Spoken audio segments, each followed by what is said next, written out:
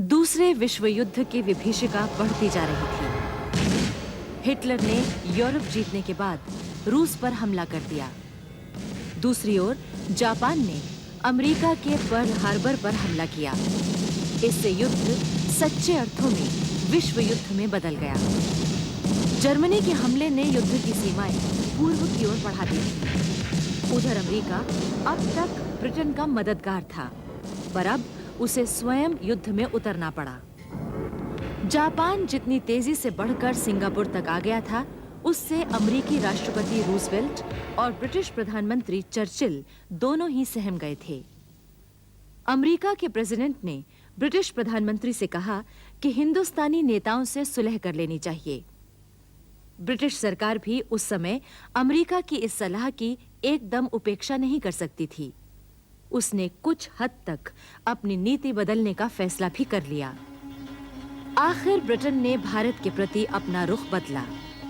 पहले जवाहरलाल नेहरू और मौलाना आजाद को जेल से रिहा किया गया। दरअसल सरकार जानना चाहती थी कि बदले हुए हालात में कांग्रेस का रुख कैसा है। बाद में धीरे-धीरे अन्य नेताओं को भी छोड़ दिया गया।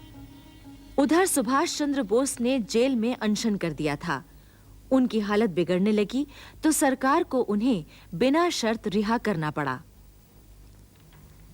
किंतु अब उन्हें अपने ही घर में नजरबंद कर दिया गया था।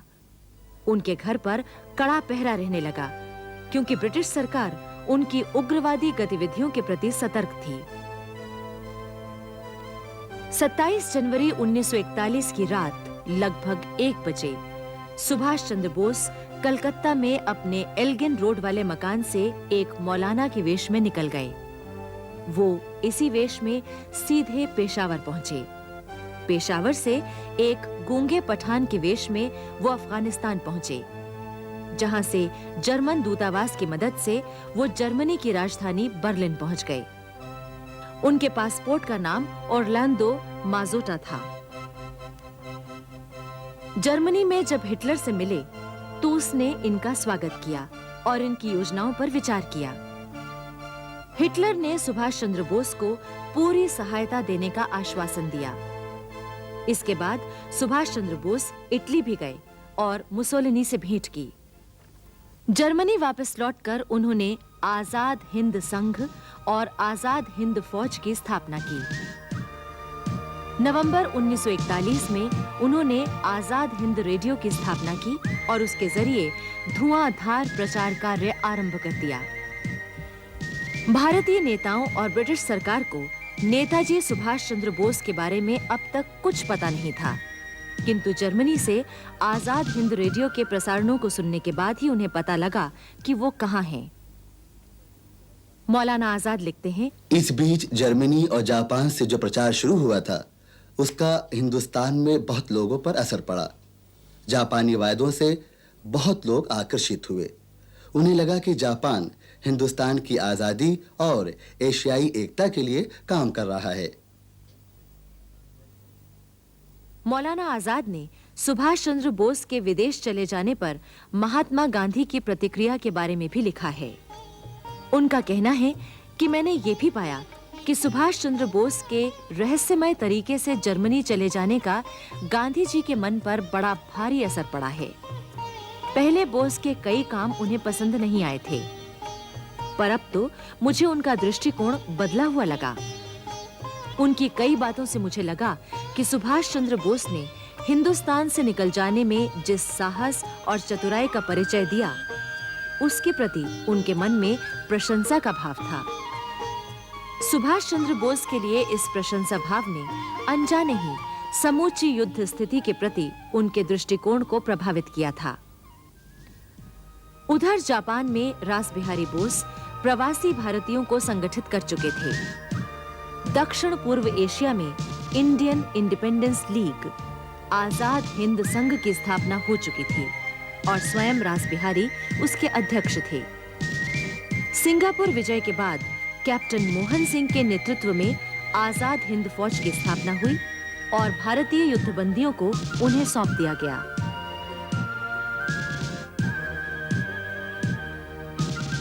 प्रवासी भारतीय तो आजाद हिंद फौज में भर्ती हो रहे थे। युद्ध बंदियों के शामिल हो जाने से आजाद हिंद फौज की शक्ति और भी बढ़ गई। इसके बाद बैंकॉक में आजाद हिंद संघ का सम्मेलन हुआ, जिसकी अध्यक्षता रास बिहारी बोस ने की। इस सम्मेलन में आजाद हिंद फौज की स्थापना को विधिवत रूप दिया गया। इसी सम्मेलन में विधिवत एक प्रस्ताव भी पास किया गया। उसमें कहा गया, ये सम्मेलन सुभाष चंद्र बोस से निवेदन करता है कि कृपावंत होकर पूर्व एशिया आगमन करें। ये सम्मेलन जापान की शाही सरकार से भी निवेदन करता है कि वे सुभाष चंद्र बोस से सुरक्षित आगमन के लिए अनुमति तथा आवश्यक सुविधाएं जुटाने के लिए जर्मन सरकार पर अपने प्रभाव का उपयोग करें।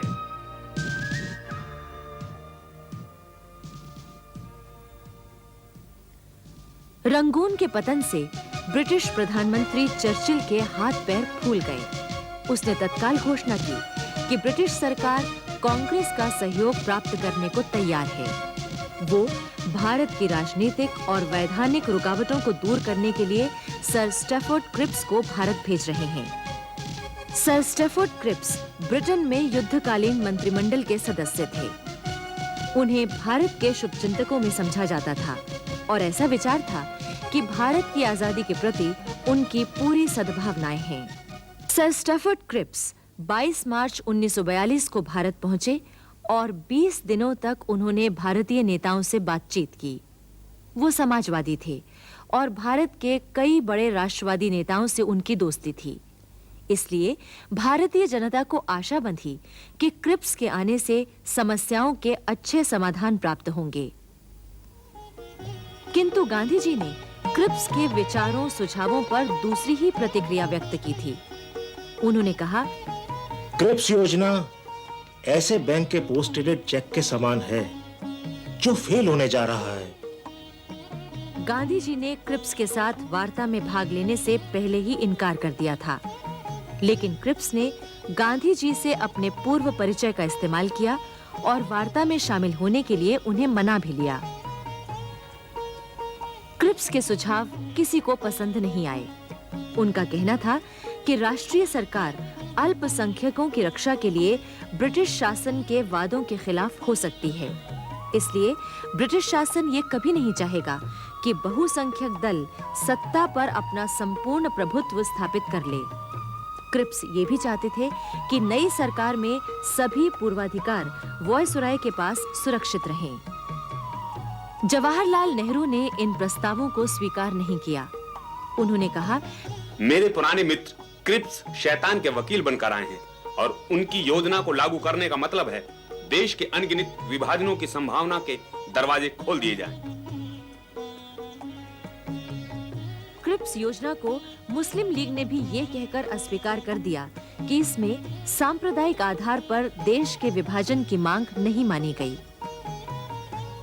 गांधी जी ऐसे किसी सुझाव को मानने को तैयार नहीं थे, जिसका मतलब ये था कि हिंदुस्तान लड़ाई में भाग ले, फिर चाहे वो प्रस्ताव हिंदुस्तान की राजनीति के लिए कितना ही अनुकूल क्यों ना हो।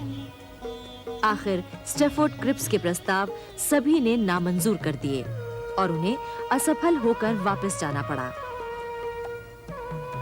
मौलाना आजाद ने कांग्रेस अध्यक्ष की हैसियत से घोषणा की कि ऐसा लगता है कि ब्रिटिश सरकार भारत की ठीक-ठीक रक्षा नहीं करना चाहती है।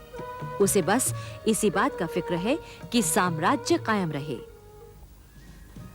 उधर बर्लिन रेडियो से सुभाष चंद्र बोस के प्रसारण जनता में नई चेतना जगा रहे थे। भारतीय जनता अब यही चाहती थी कि युद्ध में अंग्रेजों की कोई मदद न की जाए।